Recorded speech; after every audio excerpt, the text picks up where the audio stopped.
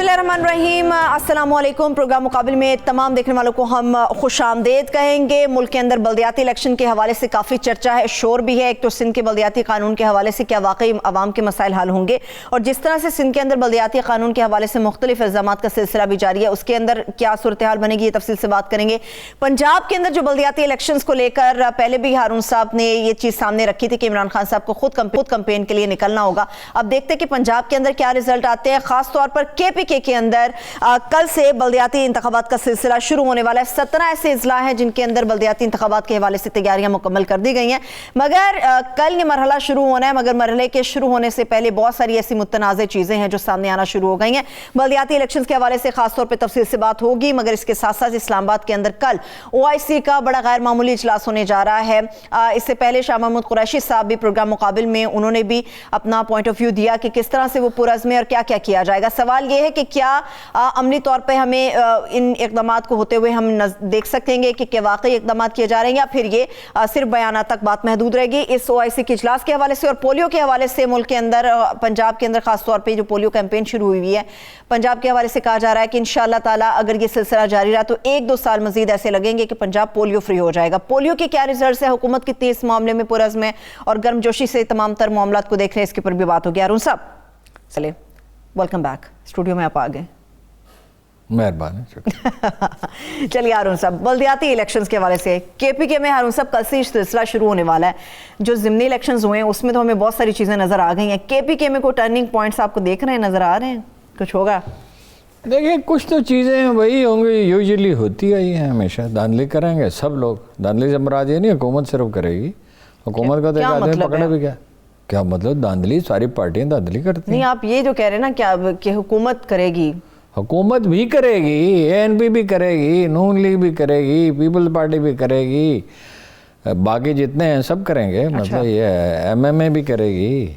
कोई ऐसा है जो धांधली ना करता हो? अच्छा। अगर धांधली एक पार्टी ना करे, फर्ज करे एक पार्टी तय कर ले कि हमने धांधली नहीं करनी, तो 10 साल के अंदर अंदर उसकी इतनी रेपुटेशन हो जाएगी कि सिर्फ इस बुनियाद पर ही उसकी कामयाबी के इम्कानात पैदा हो जाएंगे। लेकिन ये तो हमने सीखा ही नहीं है ना कि उसूल पे चलना है। उसूल पे चलने वाला तो आखिरी आदमी चला गया 72 साल 72 साल पहले कायद-ए-आज़म चले गए, 73 साल पहले। अगर उसूल पे चलते थे तो उन्होंने नामुमकिन को मुमकिन कर दिखाया ना। वो तो आमीन सबको जानते हैं। इनमें कौन है जो धांधली नहीं करता?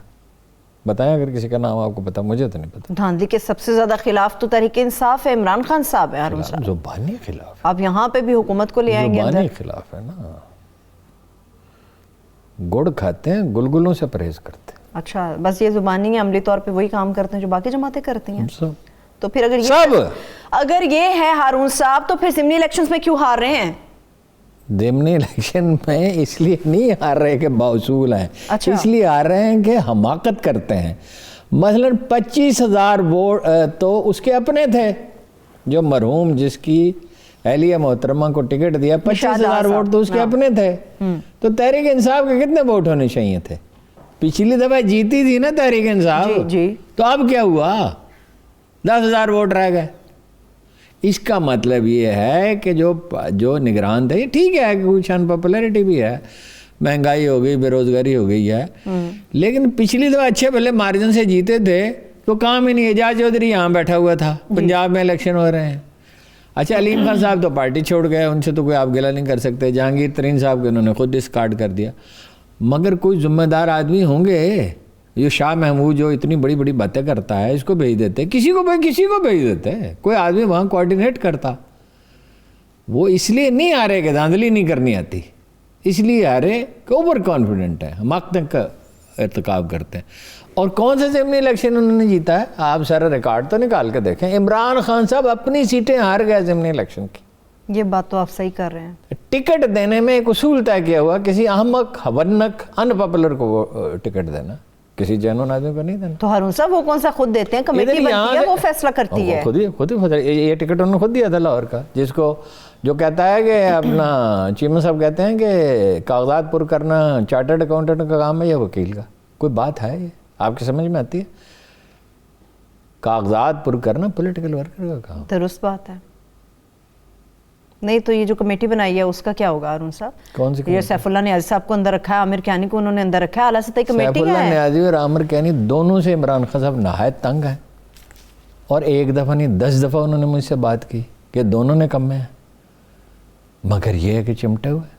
تو فیصلہ سازی کے لیے ان کو کیوں رکھتے ہیں اگر اتنے تنگ ہیں؟ فیصلہ سازی کے لیے ان کی کوئی ضرورت پوری کرتے ہیں نا, وہ میں آپ کو بتا چکا ہوں. ٹھیک ہے, تو ابھی کے پی کے اندر کیا ریزلٹس ارون صاحب دیکھ رہے ہیں؟ مہنگائی ہے, بحران ہے, تمام چیزوں کے اوپر ہے, کے پی کے میں ریزلٹس مختلف آئیں گے کیا ہوگا؟ رزلٹ کا وہ دعویٰ کرے جو شخص کے پی پی میں ٹریول کرتا ہو. اچھا, ہمارے بعض دوست ہیں پشاور کے جرنلسٹ, وہ کچھ بتا سکتے ہیں, یا جو لوگ وہاں جاتے رہتے ہیں. میں یہ نہیں بتا سکتا کہ کیا نوعیت کیا ہوگی رزلٹ کی, کیا ہوگا, مگر میں یہ عرض کر سکتا ہوں کہ اگر تو 40%, 45%, 50% سیٹیں جیت لیتے ہیں تو اس کا مطلب یہ ہے کہ مہنگائی کے باوجود, بے روزگاری کے باوجود لوگ ان سے مطمئن ہیں. ٹھیک ہے, کیونکہ انڈیپینڈنٹ امیدوار بھی بہت جیتتے ہیں, بلکہ میں کہتا ہوں 35% بھی اگر جیت لیں تو یہ کامیابی ہے.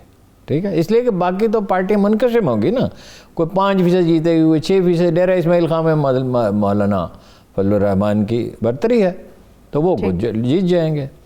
بنو میں ہے, اور جگہ پہ ہے, ان کی کوہاٹ میں ہے پی ٹی آئی کی, پشاور سٹی میں ہے, تو وہ بعض جگہ پہ تو خیر پریڈکٹ کیا جا سکتا ہے, موٹی موٹی باتیں ہمیں پتہ ہیں.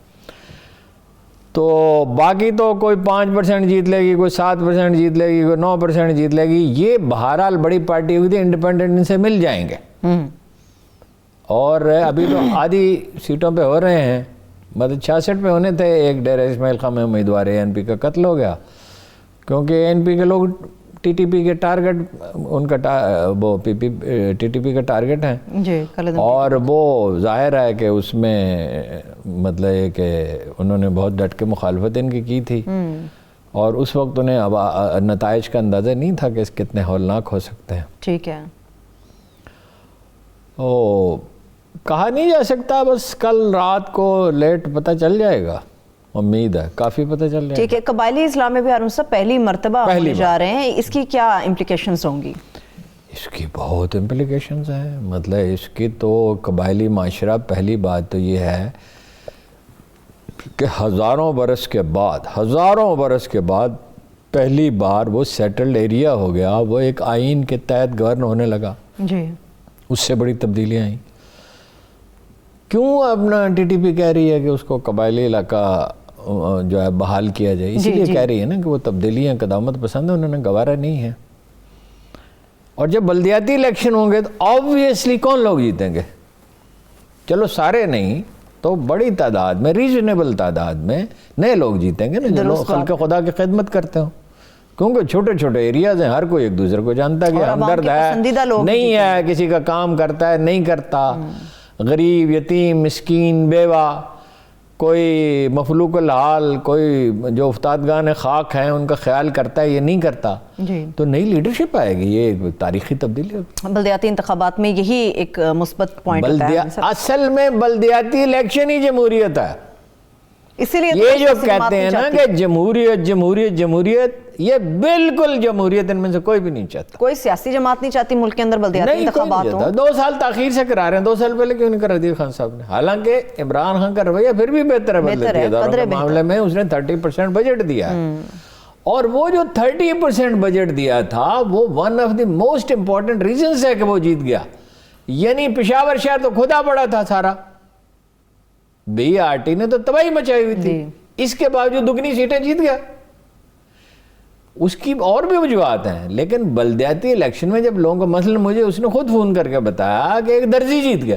جی, اب درزی تو اس لیے نہیں جیت گیا کہ وہ درزی ہے, اس لیے جیت گیا کہ لوگوں کے ساتھ ہمدردی کرتا ہوگا, عوام کا پسندیدہ ہوگا, پیسے کم لیتا ہوگا, کسی کا لحاظ, شفیق ہوگا, خوش خلق ہوگا, معقول آدمی ہوگا, ریزنیبل ہوگا, جیت گیا. تو وہ لیڈرشپ تو ابھرتی بلدیاتی الیکشن سے ہے, لیکن یا اسٹوڈنٹ یونین سے ابھرتی تھی.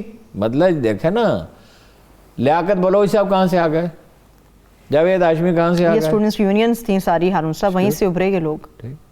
اور وہ جو ذمہ داری جیسے ڈاکٹر اعجاز شفیق گیلانی ہیں گیلپ کے چیئرمین، جنہوں نے ایک ایسا ادارہ بنایا جو بر صغیر میں اس سے پہلے کسی نے نہیں بنایا تھا، بلکہ اکراس دا سویز شاید یہ سب کا جب ممکن ہے جاپان میں ہو، تو وہ کراچی یونیورسٹی میں یونین کے پریزیڈنٹ رہے تھے۔ ویسے تو خیر اور بھی ان میں ہیں محسن ہیں، مثلا وہ حقیقت پسند بہت ہے، تو یا تو وہاں سے آتی تھی لیڈرشپ، لیکن وہ اس درجے کی نہیں، مطلب اس میں کچھ اچھے ہوتے تھے، قوت فیصلہ تو ہوتی تھی نا، ظاہر ہے ذمہ داریوں کا اتنا بوجھ اٹھانا پڑتا ہے، تو یا بلدیاتی اداروں سے آ سکتی ہے۔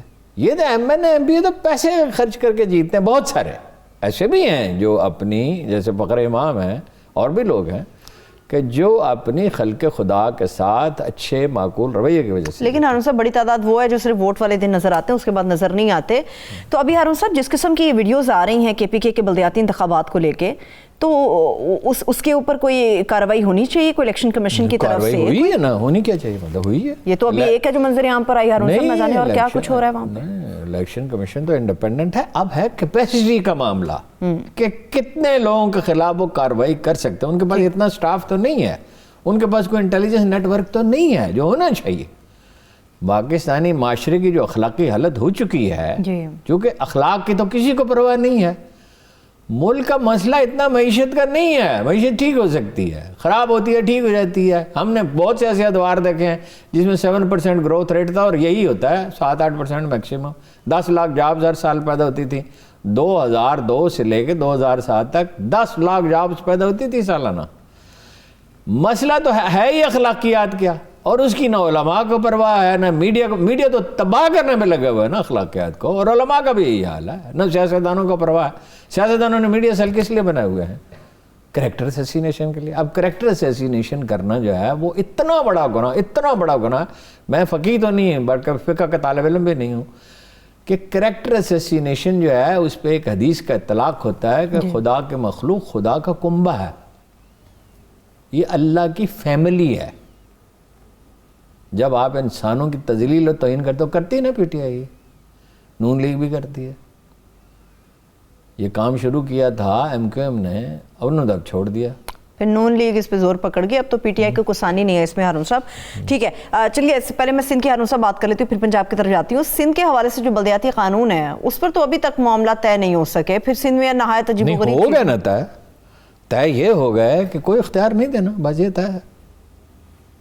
پھر قبضہ کر لیا نا، سندھ پہ قبضہ کر لیا۔ وہ جو 2 بھائی تھے نا، ان کا مل کے گائے خریدتے ہیں، آدھی تمہاری آدھی میری۔ تو چھوٹے بھائی نے پوچھا کہ آدھی کیسے؟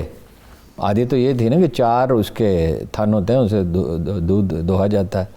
تو اس نے کہا کہ اگلا آدھا حصہ تمہارا ہے، پچھلا آدھا حصہ میرا ہے، تم چارہ ڈالو گے، میں دودھ پیوں گا۔ یہ تو طے ہو چکا۔ سندھ میں بلدیاتی الیکشن ہوں گے، اس میں سرکاری افسر پیپلز پارٹی کے لوگوں کو جتائیں گے جہاں پاسبل ہوگا۔ کراچی میں تو وہ آسانی سے نہیں کر سکتے، حیدرآباد میں بھی آسانی سے نہیں کر سکتے، اور اس کے بعد ان کو اختیار کوئی نہیں ملے گا، نہ انہیں پیسے ملیں گے نہ ان کو کوئی اختیار ہو۔ ویسے یہ باتیں ہیں ہارون صاحب، پیپلز پارٹی کے آج رہنما عبدالقادر پٹیل صاحب ایک بات کر رہے تھے، وہ کہتے ہیں جتنی خدمت پیپلز پارٹی نے سندھ کی کسی نے کی، بے مثال اسپتال بنائے، بڑے بڑے اسپتال بنائے ہیں، اس میں مفت علاج ہوتا ہے، یہ صرف ہم پہ تنقید کرتے ہیں۔ تنقید انہوں نے ہارون صاحب نمبر نہیں بتایا، نمبر ہارون صاحب نمبر بتائیں گے؟ نہیں تعداد بتائیں نا، میں آپ کو بتاتا ہوں، 2-3 ہاسپٹل مفت علاج اس میں ہو رہا ہے، بے مثال خدمت کی ہے انہوں نے۔ صرف ڈاکٹر ادیب رضوی جن مریضوں کو مفت علاج کرتے ہیں، تعداد پیپلز پارٹی کے بنائے ہوئے اچھے اسپتالوں کی اس سے کم ہے۔ تنہا ڈاکٹر ادیب رضوی، تو ایک آدمی، اور ایک آدمی چھیپا جی جتنے لوگوں کو کھانا کھلاتا ہے، وہ پیپلز پارٹی کی پوری لیڈرشپ کو کھلانا تو کیا، تو نوچتے ہیں لوگوں کے منہ سے، کھینچتے ہیں نا والے۔ ٹھیک ہے، ابھی پیپلز پارٹی کا فیوچر کیا ہے ہارون صاحب بلدیاتی الیکشنز کو لے کر؟ پیپلز پارٹی کا کیا مطلب ہے؟ ان میں سے کسی کا کوئی فیوچر نہیں، پی ٹی آئی کا کوئی فیوچر نہیں ہے وہاں پہ، نون لیگ کا کوئی فیوچر ہے۔ ان کو خلق خدا کے ساتھ کیا ہمدردی؟ آپ نے دیکھا نہیں، میں تو لوگوں کے ذاتی معاملات میں آپ کو پتہ ہے طے کیا ہوا، آپ سے بھی ہمیشہ عرض کیا ہے، بالکل مجھے پتہ ہے اس بات کہ بھائی ذاتی معاملات میں بات نہیں کرنی۔ یعنی 5-5 10-10 لاکھ کا ایک سوٹ پہنتی ہیں محترمہ، بیٹے کی شادی ہے تو کتنے سوٹ سلوائے، اور کب سے تقریبات جاری ہیں، لندن میں ہوئیں، یہاں ہوئیں، ابھی اسلام آباد میں ہوں گی۔ تو ان لوگوں کو، اگر لوگ اندھے ہیں، ان کو پتہ کیوں پہن رہے ہیں؟ ان کو بتایا گیا ہے کہ اس سے آپ کا امیج بڑھے گا، اس سے بڑھتا نہیں ہے۔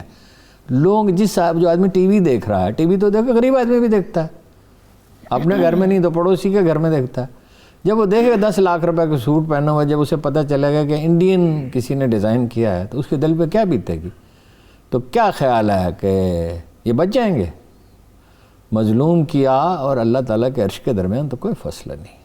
ٹھیک ہے، پنجاب کے اندر بلدیاتی الیکشنز کا مستقبل ہارون صاحب، کل جو خاقان عباسی صاحب نے بات کی ہے کہ ہمارے وزیر اعظم کے کینڈیڈیٹ شہباز شریف صاحب ہوں گے، کیا بلدیاتی الیکشن پر اثر انداز ہونے کے لیے یہ بات کی گئی ہے یا اس کے پیچھے کچھ اور ریزنز ہیں؟ نہ، وہ تو ایک نفسیاتی ماحول پیدا کر رہے ہیں نا، کہ بھائی پی ٹی آئی کے جو لوگ ہیں وہ گھبرا جائیں، ڈر جائیں، کچھ ان میں سے شامل ہو جائیں، اور وہ ایک لائن ہے جو وہاں سے آئی ہے اور خدا جانے اس میں کس کس کا مشورہ شامل ہے۔ وہ تو ایک نفسیاتی جنگ کا حصہ ہے نا۔ مجھے آپ بتائیں کہ 5 سال پیپلز پارٹی نے حکومت کی، درست، نون لیگ نے کی، ٹھیک ہے، شہباز شریف صاحب، نواز شریف صاحب نہیں تھے، مطلب ان کا ہی آدمی تھا، مگر اپنی آئینی مدت انہوں نے پوری کی تھی۔ یہ حکومت کیوں نہ پوری کرے؟ یہ کہاں لکھا ہوا ہے؟ اور وہ بڑی جینون حکومتیں تھیں، بڑی اچھی تھیں، ایسی نکمی وہ تھی جیسے نکمی یہ، ایز اے ہول کچھ چیزوں میں یہ بہتر ہیں، کچھ چیزوں میں وہ بہتر تھے۔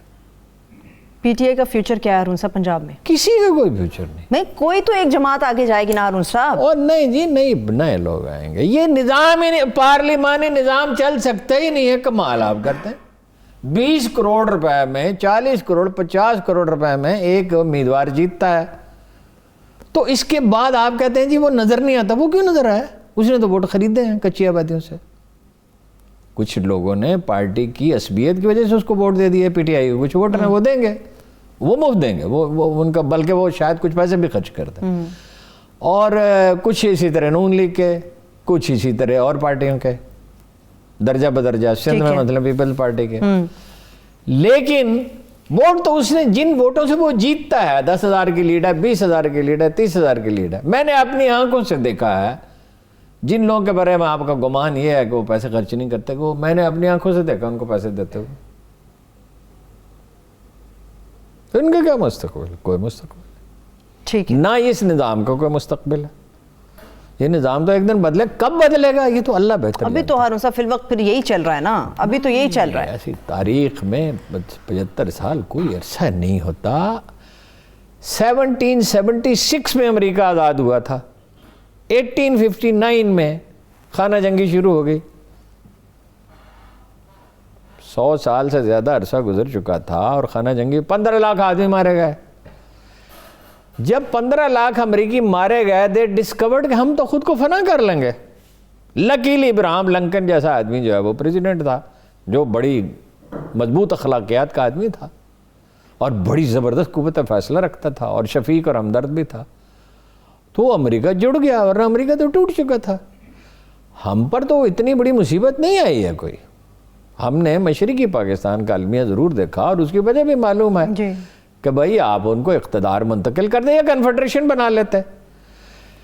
اس ملک میں صرف 2 سیاستدان تھے جو کہتے تھے کنفیڈریشن بنا لیں، ایک بولڈ تھا صدیق الحسن گیلانی مرحوم جماعت اسلامی کے، وہ کہتے تھے بھائی قصہ ختم ہو چکا ہے، قوم پرستی غالب آ گئی ہے، کنفیڈریشن بنا لیں۔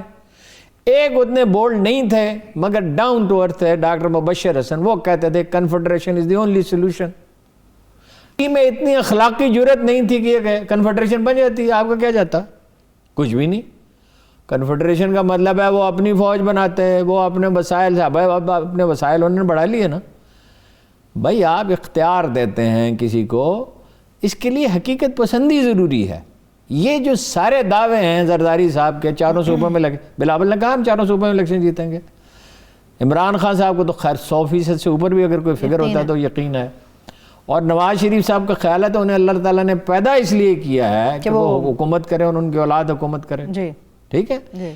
آپ کا خیال ہے کہ یہ لوگ جو اتنی سوجھ بوجھ رکھتے ہیں، جنہیں یہ معلوم نہیں ہے کہ وقت گردش کرتا ہے، حالات بدلتے رہتے ہیں، چیزیں ایک جیسی نہیں رہتی۔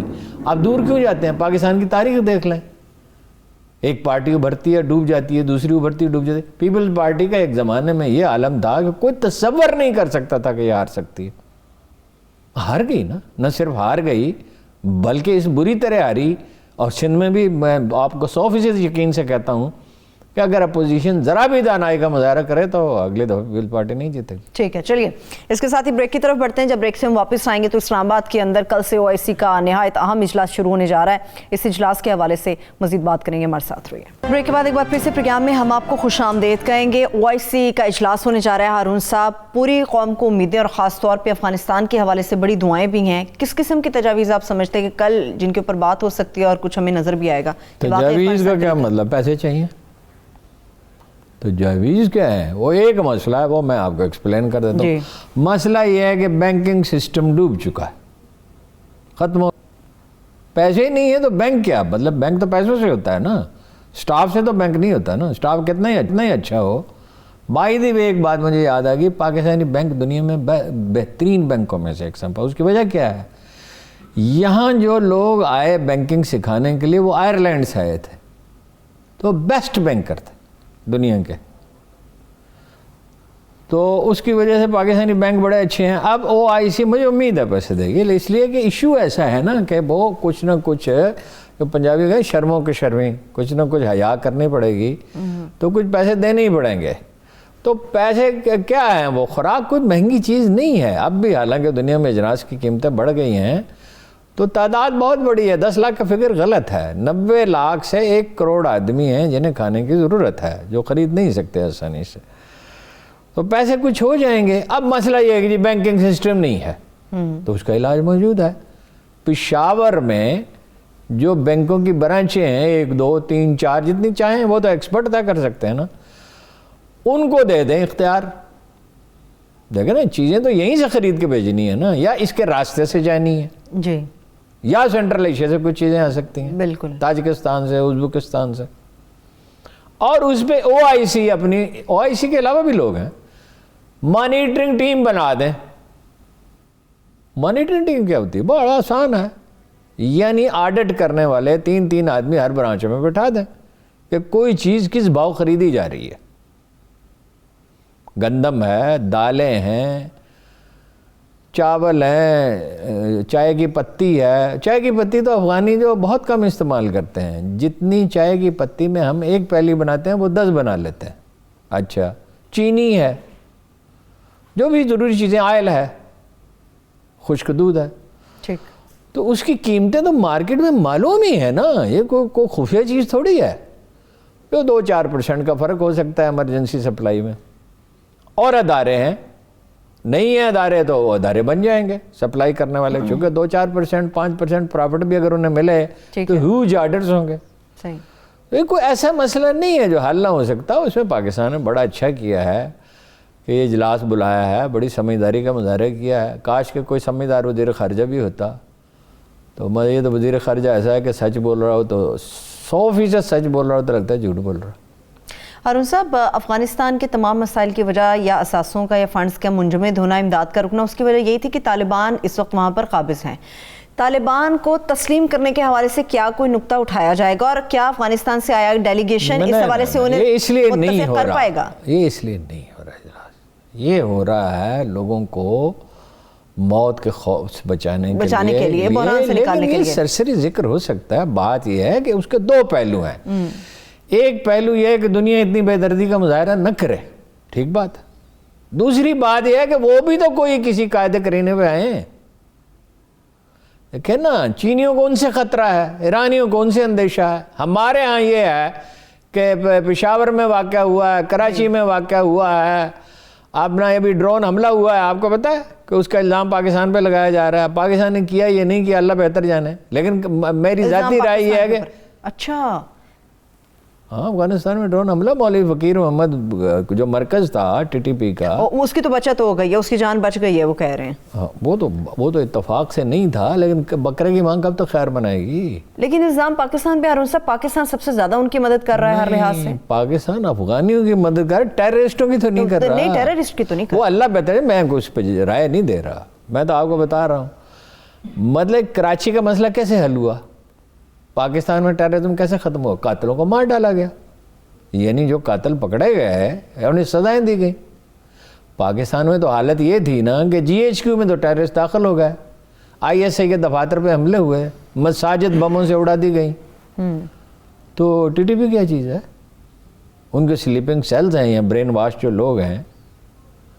تو اس کا تو حل ہے, اس کے اندر اس طرح کی تنظیموں میں انٹیلیجنس آپریٹر داخل کرنا کوئی مشکل نہیں ہوتا, اور پاکستانی فوج جو ہے وہ اس کی پوری طرح اہل ہے, ان کو نمٹا دے گی, ٹھیک ہو جائے. ٹھیک ہے, چلیے بریک. جب آپ نے اتنی بڑی جنگ جیت لی ہے تو یہ اس کے مقابلہ کیا ہے؟ آزمائش تو آتی ہے. انشاءاللہ پاکستان اس میں بھی سرخرو ہوگا انشاءاللہ. ایک بریک کی طرف چلتے ہیں. جب بریک سے واپس آئیں گے تو حکومت پولیو کے خاتمے کے لیے ملک میں جو اقدامات کر رہی ہے وہ کتنے قابل ستائش ہیں, اس کے پر بات کریں گے. ہمارے ساتھ رہیے. Welcome back. پولیو کے حوالے سے خاص طور پہ ہم بات کرنے جا رہے ہیں, اور پولیو پر بات کرنے کے لیے ہمارے ساتھ ڈاکٹر فرید لغاری صاحب بھی موجود ہوں گے, ان سے بھی ہم بات کریں گے.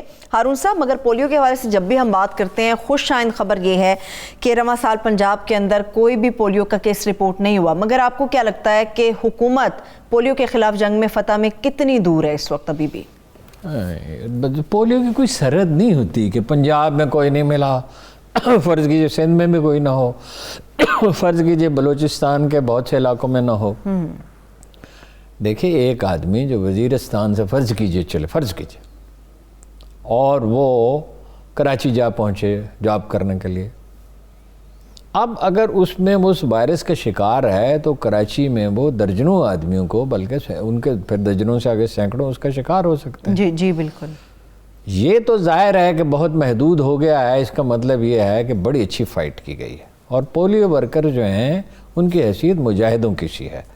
یعنی ایک خاتون کا تصویر دکھائے گی سوشل میڈیا پہ کہ 30 کلومیٹر اس نے برفانی علاقے میں پیدل سفر کیا یہ کرنے کے لیے. کوئی انسینٹیو دیے ہیں یا نہیں دیے, بس دینے چاہیے. بہت بڑا کام ہے. پولیو کا مسئلہ جو ہے نا جی, اس کا تعلق مسئلہ پولیو نہیں ہے, مسئلہ ہے جہالت. جب بعض علماء, زیادہ تر تو نہیں, یہ کہتے ہیں کہ جی یہ تو سازش ہے. بھائی دنیا کی 7 ارب انسانوں کو پولیو کے لگ چکے ٹیکے, تو اگر یہ کوئی سازش ہوتی تو مطلب چینی چلاتے, جاپانی چلاتے, ملائیشین چلاتے, ترکی والے شور مچاتے. یہ صرف جو ہمارا قبائلی علاقہ ہے, اس کے بعد علماء کو اتنے بڑے سائنسدان ہیں ان کو پتہ چلا. دیکھیے, یہ آج کی بیماری نہیں ہے, یہ قدامت پسندی جو ہے نا, یہ آج کی بیماری نہیں ہے. مطلب ترکی میں پرنٹنگ پریس کے وہ خلاف تھے. پرنٹنگ پریس میں کیا برائی ہے؟ ایک بہت بڑے عالم دین جو ویسے بڑے معتبر سمجھے جاتے ہیں, انہوں نے جناب لاؤڈ سپیکر کی مخالفت کی. جو ٹاپ آف دی ہسٹورینز ہے ٹائن بھی, وہ یہ کہتا ہے کہ بر صغیر کا مسئلہ ہے قدامت پسندی, ماضی میں زندہ رہنا. تو میں تو اتنا ہی عرض کر سکتا ہوں ڈاکٹر صاحب سے. ٹھیک ہے, ڈاکٹر فرید لغاری صاحب ہمارے ساتھ موجود ہے. ڈاکٹر صاحب بہت شکریہ, آپ کو ویلکم کریں گے پروگرام مقابل کے اندر. ڈاکٹر صاحب مجھے بتائے گا کہ ہمیشہ حکومت کی طرف سے جو مہم چلائی جاتی ہے, بھرپور طریقے سے چلائی جاتی ہے, اقدامات بھی اٹھائے جاتے ہیں, آپ کو کیا لگتا ہے کہ مزید کون سے اقدامات کرنے کی ضرورت ہے, اور کب تک پاکستان اس مرض سے نجات حاصل کر لے گا؟ دیکھیے جی, جو اس میں سب سے اہم بات ہے نا, یہ بہت ہی اہم بات, اور اہم بات یہ کہ نہایت شرم کی بات ہے کہ پوری دنیا میں 2 ممالک ہیں, ایک پاکستان اور ایک افغانستان, جہاں پہ یہ جو پولیو ہے یہ موجود ہے, اور اس کی وجہ سے پوری دنیا ایٹ رسک ہے. یعنی کہ اب اسمال پاکس جس طرح ایریڈیکیٹ ہو چکا ہے, اسمال پاکس کی کوئی ویکسین نہیں ہے, بیکاز اسمال پاکس کے کوئی اب وہ وائرس ختم ہو چکا ہے. اب یہ جو پولیو وائرس کی موجودگی ہے, یو آر ایکچولی, آپ نے سب کو رسک میں ڈالا ہوا ہے. اچھا, اب اس کا نہایت آسان ترین جو اس کا جو ہے وہ اس کا علاج نہیں, اس کی کوئی کیوریٹو ٹریٹمنٹ نہیں, اس کی صرف پریونٹیو ٹریٹمنٹ. تو پریونشن یہ ہے, answer is the polio drops.